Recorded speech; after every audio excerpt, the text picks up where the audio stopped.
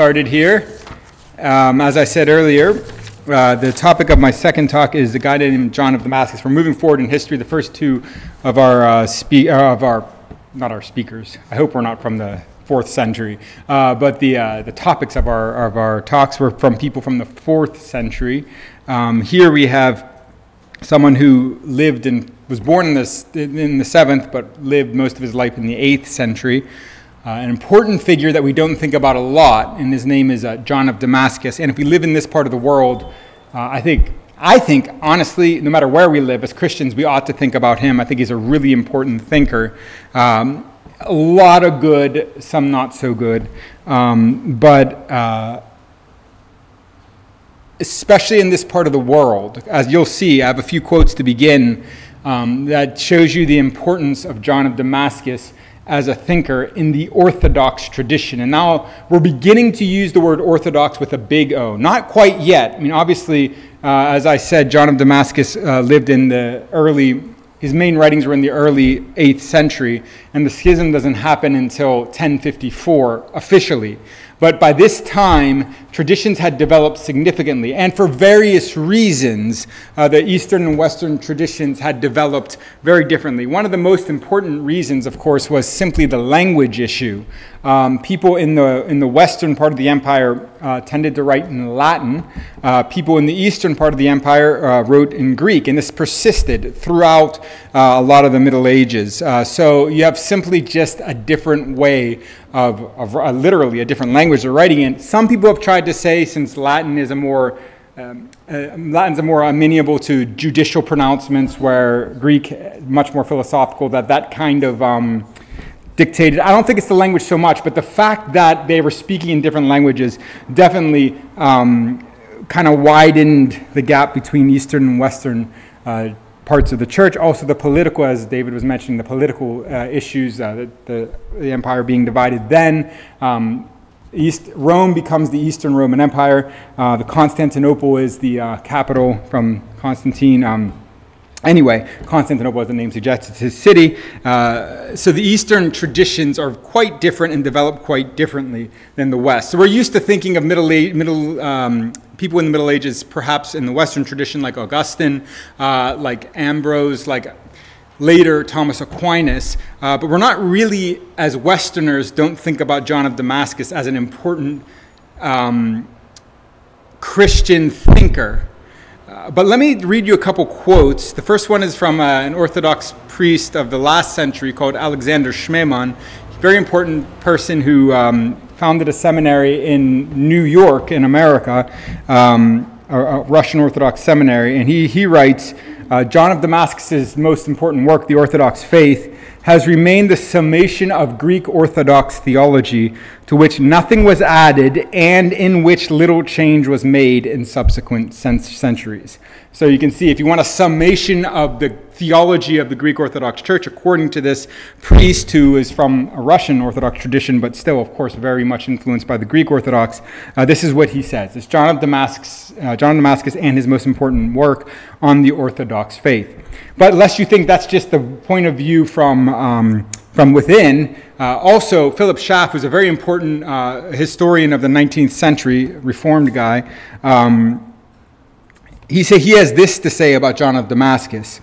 It is as the summarizer of the theology of the Greek fathers that John of Damascus is most worthy of attentive study. For although he seldom ventures upon an original remark, in other words, his goal was just to summarize and systematize what had been said before him, he is no blind, servile copyist. His great theological work, referring to On the Orthodox Faith, was not only the summary of the theological discussions of the ancient Eastern Church, it is that which was then and is today accepted as authoritative in that communion, that is, in the Eastern Orthodox Church. So living here, I think it's quite important that we understand the Eastern Orthodox Church. And if we're going to understand one person, one theologian, if we had to pick one who summarizes the general theology and thinking of the Eastern Orthodox Church, it is John of Damascus. And it is quite a testimony to the to the durative power of the Eastern Orthodox Church that this man lived in the 7th and 8th century, and he still remains the main theological his work, it remains the standard for the Eastern Orthodox Church. So it is very important that we study him, especially living in an Orthodox land. I would say, though, more generally, that it's important that we study John of Damascus, because I think that growing up in the Western, I grew up in the United States, we always thought in terms of Catholic and Protestant, in terms of these are the branches of Christianity, and I was Protestant writing against or thinking about against Catholic teaching and dogma. I had a little experience with the Orthodox Church because my grandmother and my grandfather, they were both Greek Orthodox, but I never really understood how much different they were than the Roman Catholic Church. I never understood what their distinctives were and why they existed and why they did what they did and why they thought what they thought. At best, I kind of lumped them with the Catholics. And I think that's pretty representative of what a lot of people in the West do with the Orthodox Church, tend to lump them with the Catholics. And interestingly enough, the Orthodox Church tends to do the same thing with Protestants and Catholics. They think of the Western Church, and Protestants are just sort of a branch or a schism off of that sort of error church in Rome. So this is how they think. Wrongly, I think, but it's interesting. But it's just as wrong for us to think of the Orthodox Church as just the Catholic Church with a few Eastern traditions. It has its own traditions, and in many ways very different than the Western Church. So for all those reasons, I think it's very important that we study John of Damascus, and it's very beneficial to us both to see where I think we can praise what he has done and to show where we can go beyond and even away from where he was going. So that's going to be the topic today. The main reason for picking John of Damascus, like I said, was because of this connection with Orthodoxy, but I think it profits us anyway. Okay, I'm going to begin with his biography like I did with Gregory. As you can probably guess, 7th century Damascus is not the most written about topic in the world, so there are some details about his life that are kind of shrouded in mystery. There are some people that think him born as early as 650, others say as late as 680. The general consensus is about 675, 676, we'll go with that. And he was born, no one knows where he was born either. Either he was born in Damascus, which is of course still a city in Syria, or he was born near the Holy Land, near a monastery there, and his family moved to Damascus shortly thereafter. That all depends on when he was born. But I'm going with the later date of his birth, so I think he was born in Damascus, as his name suggests. He was from a prominent Christian family. Again, we see the importance of family. Saints aren't just one generation. God's promises to the generations. And we see that he came from a very faithful Christian family that was prominent within the courts of Damascus. Now, historically, it is absolutely significant that John of Damascus was writing under Muslim rule. He was the first great Christian thinker to write from under Muslim rule. In 630, towards the end of Muhammad's life, it's speculated that Muhammad died in 632. Towards the end of his life, Syria was conquered by Islamic invaders. Before that, it was part of the empire, and there are all kinds of strange things happening at this time, especially with the Arab and Byzantine Empire. Really interesting, but I'm not going to go into detail about the really interesting history there. But the fact of the matter is that John grew up, he was born, even if he was born earlier, but he was born under Muslim rule. But the Muslims really depended upon the Christian bureaucrats and aristocrats whom they had taken over in order to bring order to that, or to keep order in that part of the world. So his family still retained the prominent position of power. It's really important, too, not to slander Islamic rule. There was a lot of coming in and destroying, that's all true, but there are also examples like this where they kind of let the ruling class, Christian ruling class, live as before. There were some disadvantages for them, not being Muslim, but they let them live. So we do want to be fair when we think about Muslims in that way. And here in Syria, John's parents, John's father, was basically worked with the Syrian prime minister, or caliph, which is the Islamic name, and they were financial advisors. is very significant for the life of John, this idea of Islam. It affects him in many different ways, including specifically as he writes against Islam. Anyway, moving on in his life, he wanted to, or at least in the beginning, he had a classical education where he learned Greek. He probably spoke whatever native language was there as his first language, maybe some form of Aramaic, perhaps Arabic. It's very difficult to know. Arabic was moving over from the west. From the east, I mean. His Arabic name is Mansur, as I was talking to Anthony, which means victorious, I'm told. But he took the Greek name John, or Ioannis, and that is what he was known as. And he got a classical education, meaning he learned philosophy, he learned logic, he learned music, he learned all these incredibly interesting and powerful things in his youth. And his interests were really widespread. He was a musician, wrote some of the best Byzantine poetry of his age and ever, by the way. It's still recited sometimes in the liturgies of the Greek Orthodox Church. And he also was just generally interested in science and philosophy as well as theology. So he was a very intelligent but also well-rounded person, being very good at both music, poetry, and everything connected to that. So that was part of his early life. But then what happened was he wanted to settle and pursue a simple monastic life. In the early decades of the 8th century, perhaps when he was about in his late 20s to early 30s, he decided that the life that his father had set out for him wasn't for him, becoming the next financial advisor to the Syrian Caliph. So he decided to go to the monastery. And this time he went to the monastery near Jerusalem, basically, and he lived there as a monk. And then people recognized his gifts, and they kind of wanted him to become a priest. It said against his will, he became a priest. Not absolutely against his will, they didn't force him to it, but it wasn't his first preference. He would rather preferred the monastic life of solitude, but because they recognized his gifts and they could see that he could be very important in defending the Christian faith and in developing the Christian faith, he was ordained as a priest. And he, as a priest, was involved in all of the controversies of the day. The theological disagreements between the West. He was talking already between the West, particularly pertaining to the doctrine of the Trinity. There was a Christological heresy called monothelitism, come from the Greek words monos and thelema, which means will. Christ only had one will. That was the heresy. John was fighting for the Orthodox position on that Christ had two wills, one divine and one human, but that worked in perfect harmony. He also was importantly involved in other Christological debates with the Monophysites or Miaphysites, saying that Christ was only one nature. He argued against that and said Christ was two natures in one person, the Orthodox statement, and very clearly doing so. And he also was involved in the early part of the iconoclast controversy. He was on the side of the iconodules, or the ones that were for icons. The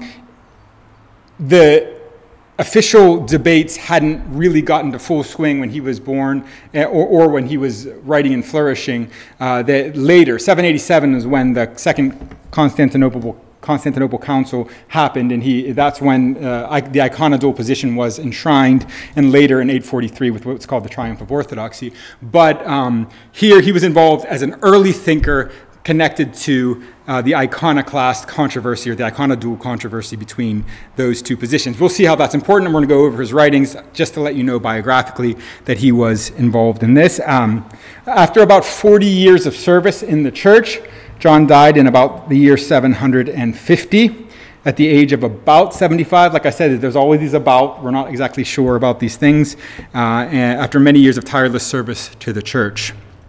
Interestingly, John of Damascus is venerated. As I said, he was the Orthodox systematizer of theology, but he's venerated not only in the Orthodox Church, but also in the Roman Catholic Church. And he was declared a doctor of the church by a pope in 1890. And Even the Anglican Church venerates him and gives him his own feast day, and the Lutheran Church, the early Lutheran churches, which retain some of the Catholic traditions, have a feast day for John of Damascus. So he's pretty well regarded by most people within the churches, even some Protestant churches. And interestingly, many Reformed thinkers, since developments in the early 20th century, have been thinking a lot of John of Damascus' Trinitarian theology in relationship with a man by the name of Cornelius Van Til, because they actually have some really interesting points of connection, although they're coming from way different traditions. It's very interesting. If you don't know the name, don't worry about it. It's not going to be on the test. But if you know that name, it's really interesting that in modern debates, people are seeing John of Damascus' theology in Cornelius Van Til, who's a early to mid 20th century theologian that really had no connection with him. It's just quite interesting. Anyway, so John dies in the year 750 after that much service, and his work is highly regarded and still highly regarded in the Greek Orthodox Church, and he is venerated by all churches. So that's a little bit about his life. I want to go on to his major writing, and then I'll talk about some of his more still important but not as major writings. His greatest achievement was a work called On the Orthodox Faith. And here, like I said, the word Orthodox is starting to be a technical term for the Eastern Church. It starts out, the word Orthodox kind of just means straight glory, straight teaching, the idea of the right, correct thinking. And that's how the word is sometimes used today still with a little o. Here we're starting to talk about it a little bit with the big O. In other words, the Eastern Orthodox churches.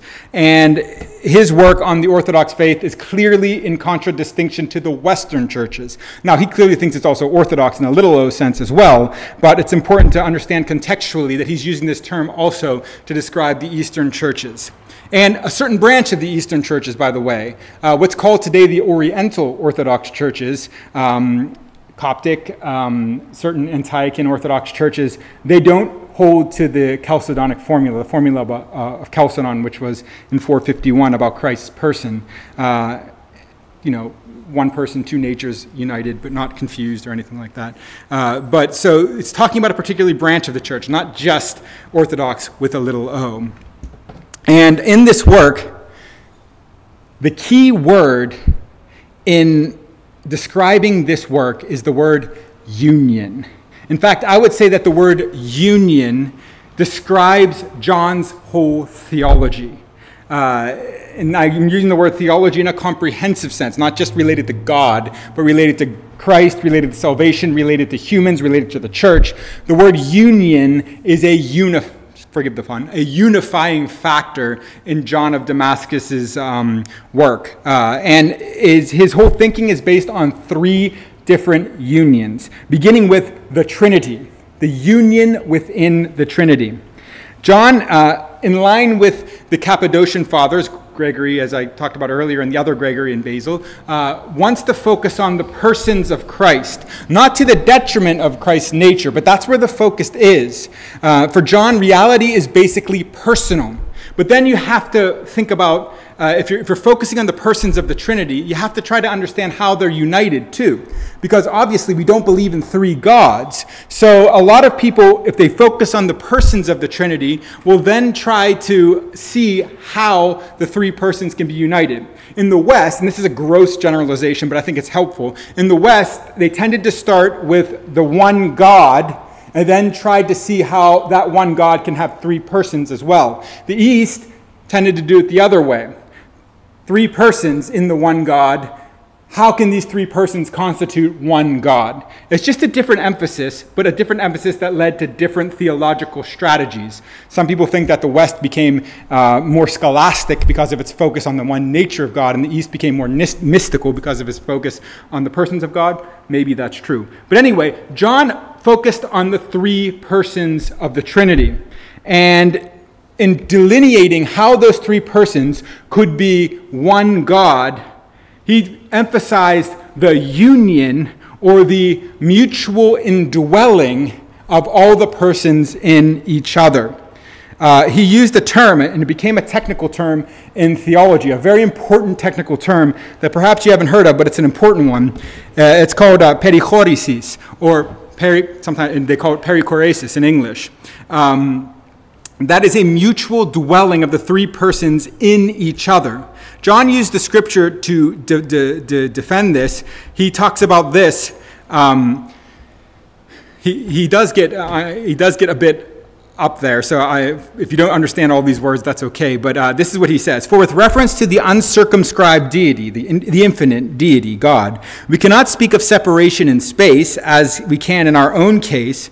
For the subsistences, the persons, dwell in one another, in no way confused, but cleaving together according to the word of the Lord. I am in the Father, and the Father in me." So his general strategy is to say that, yes, on earth as we see things, because we see things discretely, we see things as separate entities, and we put them together by an act of reason, we have a very separate notion of the one and the many, of the idea versus the particular instances of that idea. But with God, there is no limitation. He is uncircumscribed. He is infinite. Therefore, it is possible for the persons to interdwell with the one with the other. It is possible for them to be so united that they're one being. And he said, if we use human analogies for this, we're going to go into tritheism. We're going to have three different persons, because when we think of three people, they're three people. Yes, and nature might bring them together.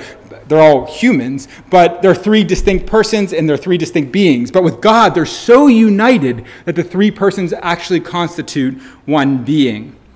So you can see the focus on the persons, but he finds a way, and it's not just him. The Cappadocian fathers and a man by the name of Maximus Confessor also believed the same thing, but he put it together in the very organized way. He came up with a way to see the unity of God without sacrificing the persons, the uniqueness of the persons, or the identifying attributes of the person. So the first union that John talked about was the Trinity, and that was the basis for everything. Three persons, one God, one nature, one being. That was the basis for all of his thinking. Unlike, as you see sometimes in Western thinking, John doesn't begin with just God in general. He begins with God, the Trinity, and then he goes on from there. The one true God. The second union on which his thinking is based, the first is the union within the Trinity. The second one is the union between God and man in the incarnation. The incarnation is the second union, and he speaks of the incarnation in a similar way as he speaks of the Trinity. He writes, I'm going to quote him here: "For Christ is both created and uncreated, created in his human nature, uncreated in his divine nature, subject to suffering and incapable of suffering, subject to suffering in his human nature, incapable of suffering in his divine nature. He is named the Son of God, and God in reference only to one of his natures, that is, in reference to his divine nature. He still keeps the properties of the coexisting nature, that is, the flesh, the human nature, being spoken of as God who suffers and as the Lord of glory crucified." John is wrestling with how Paul talks about in 1 Corinthians 2, Christ is the Lord of glory. How can the Lord of glory be crucified? How can the infinite God die? He's saying, well, he died according to his human nature, but his natures were so united, without being mixed up, but so united that the one property can be seen. He can use that one property to describe the other. Christ died according to his human nature. Likewise, also, he is called man. He still keeps the properties and glories of the divine nature, a child before the ages, and a man who knew no beginning. It's the paradox of the incarnation. It is not, however, as child or man, but as God that he is before the ages, and became a child in the end. And now here's the important part. And in this manner of the mutual communication, either nature giving in exchange to the other its own properties through the identity of the person and the interpenetration of their parts, or the perichoresis of their parts. So basically the idea is that Christ is one person, two natures, but those natures are so united that great mystery and all, but that there is a sort of, as he says here, an exchange of properties. And this later became important for Reformed theology, and the theology of John Calvin talked about the communication of properties in between the natures of Christ. But the point is, I don't want to get too deep into theology, maybe we're too deep already, but the point is that The second thing on which John based his theology was the deep union between God and man in the incarnation of Christ. So we have the union within the Trinity. That is the support of everything. That is the thing without which we can't understand anything. The Trinity is the basis for all of our reality. Secondly, you have the union with God and man in the incarnation. The third union involves us, and that is what he called theosis, or it's sometimes translated in English as deification. That sounds weird, but that's not, it doesn't mean one becomes God. It means one becomes united with God. Through Christ, humans can become united with God. And he says so through the first faith. He does emphasize faith, and I want to say this. John is very clear that he emphasizes faith, and he makes a very clear statement that your baptism is useless if you don't have faith. He says if you don't follow it up with faith. So he wasn't one of those people that said, oh, you splashed the water on, this person's holy. He made it very clear that faith was the key in communicating or being the sort of conduit from our relationship to God. Okay, but he does say that the sacraments are what help us, as we would say as Reformed people, they are means of grace, and they lead us toward greater union with God. And he talks about this in terms of baptism, and this is what he says. I'll read it here. He's talking about, according to the law, almost everything is purified by water, for the things of sight are symbols of the things of thought. The regeneration, however, takes place in the Spirit, for faith has the power of making us sons, creatures as we are, by the Spirit, and of leading us into our original blessedness. It is faith that connects us ultimately, but the baptism is a symbol of it, as he says here. Very clear, I think it's in this case here, at least in this part, he's very close to a Reformed understanding of the sacraments. But he very clearly connects this to what he calls deification or theosis. Men become partakers of and communicants in the divine nature as many who receive Christ. Now that sounds weird to us, doesn't it? That men become partakers in the divine nature. But remember, John here is quoting the scripture. He's quoting 2 Peter 1:4.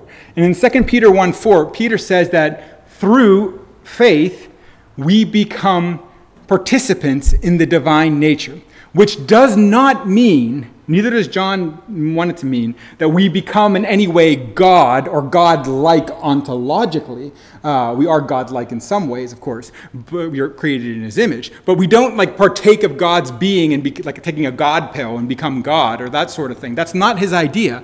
We become more united with God through faith and through the means of grace that he has provided. And in doing so, we become more like God. It is through the union with God in Christ that we become more and more like God. So that's a really important distinction.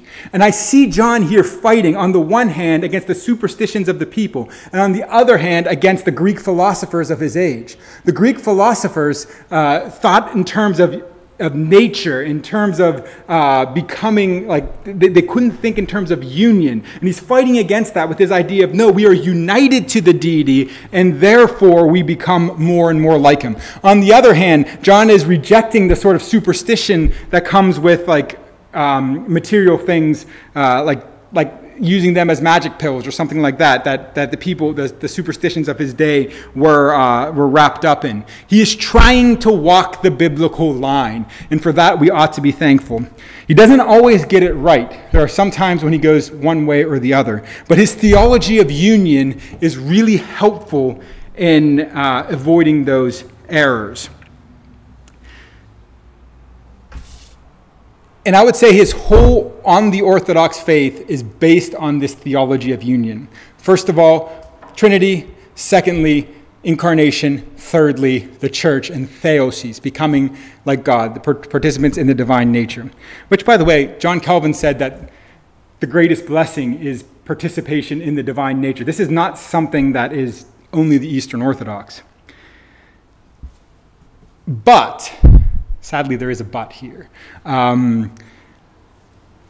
He didn't go all the way, I think, in making it into a biblical presentation.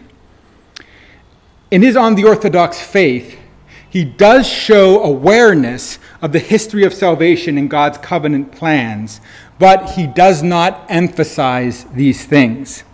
I'm going to read a passage from him which clearly shows that he is aware of these things.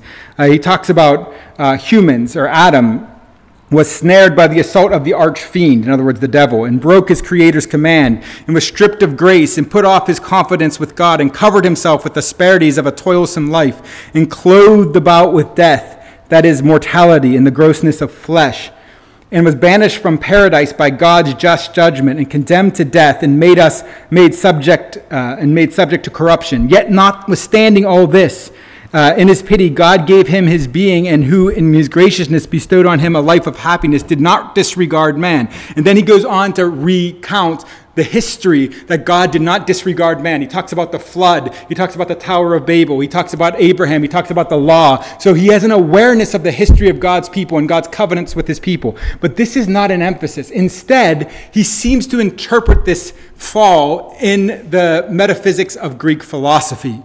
This is what he means by the grossness of flesh. Now, John never goes on to say that flesh is bad or evil. He has a clear understanding that God made the universe. So he's not a Platonist, in other words, a follower of Plato. He doesn't say that flesh is evil, or that the goal of salvation is to escape our body. No, he doesn't go there. But he does diminish the importance of the flesh. He does speak about the higher nature of humanity being the spirit and the immortal soul and all of that. Whereas we would want to say that God made humans as a soul-body unity, and both parts are important. And this is the importance of stressing creation and history. So John, I think, does veer a little bit to the side of the Greek philosophers in some ways. His emphasis on spirit as opposed to flesh, I think he misinterprets Paul's usage of those a bit, and he does go a bit toward the philosophical direction. But in his defense and to his credit, people before him were far more indebted to the Greek philosophers, and he kind of righted the course, put it in the right direction, and pushed it that way, if not going fully there himself. I think, and I'm going to move on to other parts of his thinking in just a bit, but I think just to make a comment about what would have made John's thinking even more biblical would be to supplement his theology of union with a theology of the covenant. In Scripture, you have all the personal dimensions of union in the covenant relationship. We know that when God made humans, he wanted to have a relationship with them. And all this talk about relationship within our Christian circles is all correct.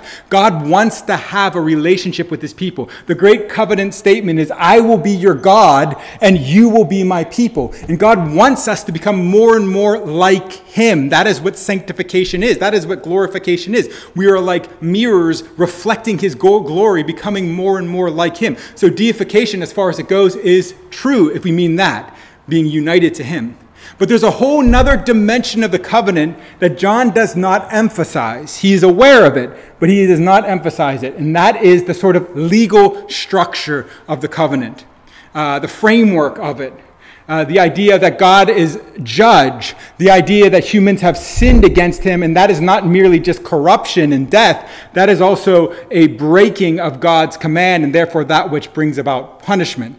It is this that is not emphasized in John, that dimension of God's covenant. And it's the covenant, once again, that helps us here, because the covenant isn't simply about a personal relationship, it's also about a legal relationship God makes with his people. And when they sin against him, God brings about the curses of the covenant, as we see throughout the history of the biblical story. That is an important dimension of biblical theology that is not emphasized in John's work on the Orthodox faith. And I think I can be fair in saying that because John is so representative of Eastern Orthodox thinking, and because I've also read other Eastern Orthodox writers, I think it's fair to say that that's not really an emphasis in the Eastern Orthodox Church generally. The idea of the legal framework of the covenant as well as the personal dimension. We in the West can tend to emphasize the legal framework, but it's definitely true that the Eastern Church has emphasized the relational and the union element of it to the detriment of the legal.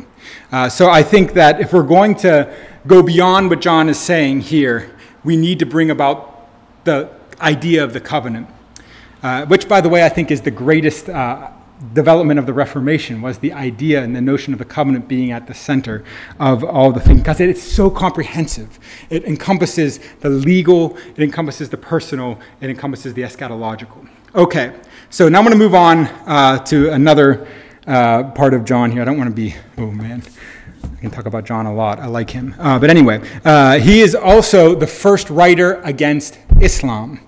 This is a very important point.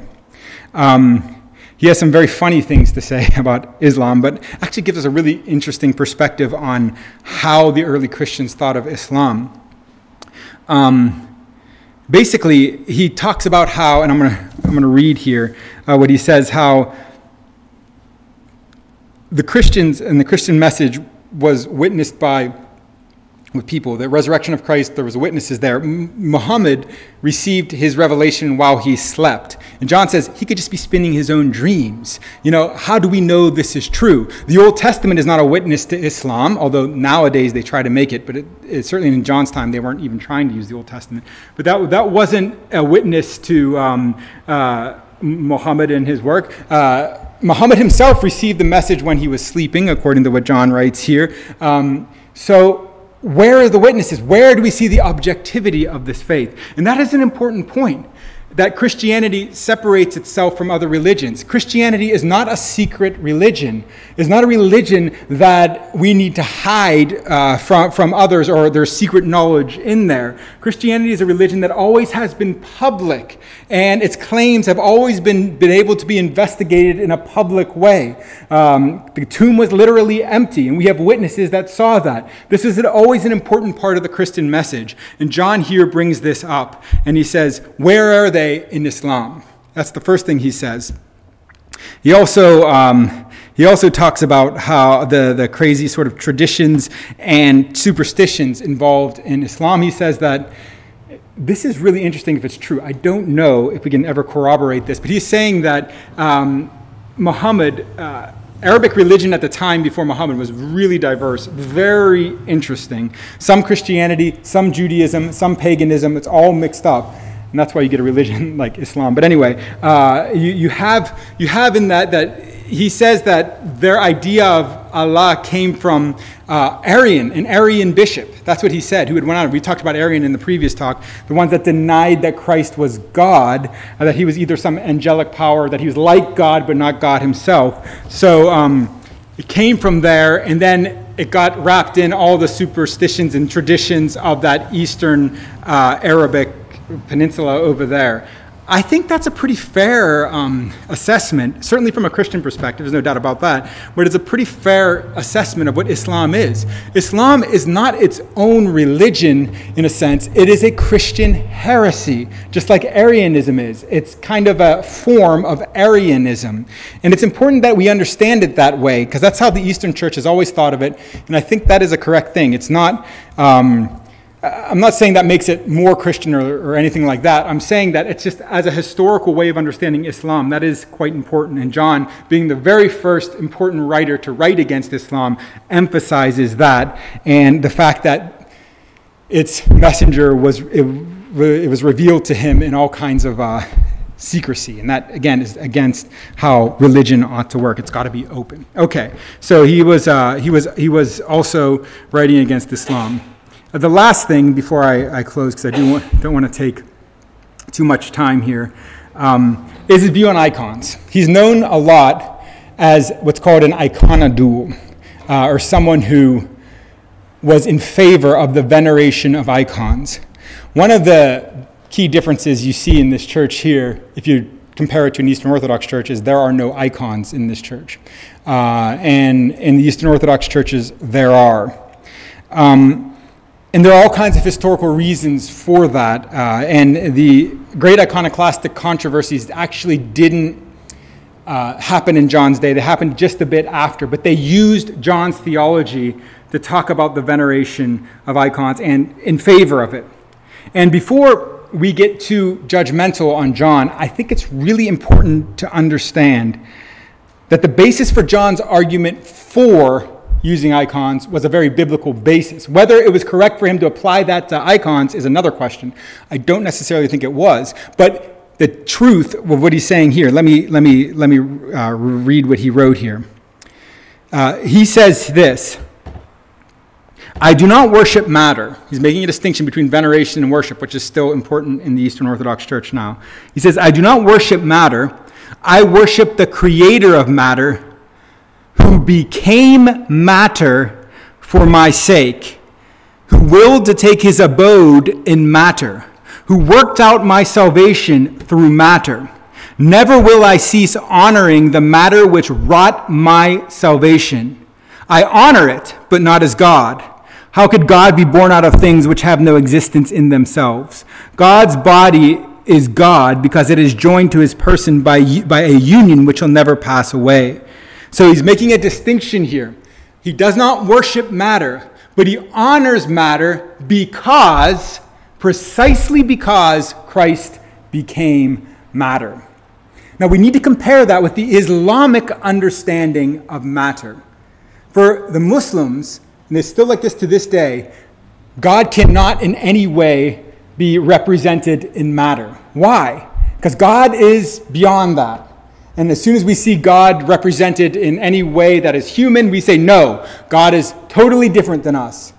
I think this actually feeds into the Islamic understanding of who God is and how we submit to God and how it's more of a servant-master relationship between humans and God. But in Christianity, we see that the God of the universe became matter. Now, the extra step of saying, therefore, we should venerate icons is not a necessary step. So we do need to say that. But what we do want to say here is that John's reasoning here is good, and within his own context, I really believe that the iconodules were able to stave off Islamic influence on Christian theology with their view on icons. It did lead them in another direction. It did lead them in a direction which wasn't necessarily too good, and that is superstition. And superstitions can crawl up with the veneration of icons. I know this, and I'm not arguing that we put icons in our church. But what I am saying, though, is that the basis of this theology, the fact that God became matter, is an important point to be made. And it's one that needs to be made against not only Muslims, but for us who kind of don't think of the incarnation in those terms. So John very clearly makes the distinction between veneration and worship. To honor something because of what God has done is something very biblical. But that is a great step, and I do want to emphasize this too. That is a great step from venerating icons in the way that it's done, especially amongst the laity, where perhaps the distinction between veneration and worship isn't so great in their mind. It is not a practice that I think we should do. But I think it's one we ought to understand, and I think we need to understand John in his context, writing against Islam, which the first iconoclasts were influenced by Aryans and Muslims, and I think that is really important for us to emphasize. There were some iconoclasts before as well in the 4th century, but I'm talking about the major controversies here in the 7th century, and I think it's important that we take his argument at face value, and we don't try to say, that he was just giving in to superstitions, or the church was becoming more superstitious. No, there was also the threat of Islam, and I do think that the iconodule position perhaps staved off that threat. It did lead him in another wrong direction, so we can't just say, there was nothing wrong with this practice. But I do think that we need to be clear and understand why he's writing the way he's writing. So, John is writing as the first major writer against Islam. His book on the Orthodox faith, a very good work that emphasizes the union of things, but needs to be supplemented with a full covenantal picture to get the fullness of it. And his position on icons is not one that we would subscribe to, but one we can understand in his own cultural context. I think that's all I'll have to say about John. I know it's a lot to take in. He's a very deep thinker, but I think it's important that we study him, especially as we live here and try to understand those who are around us. Thank you.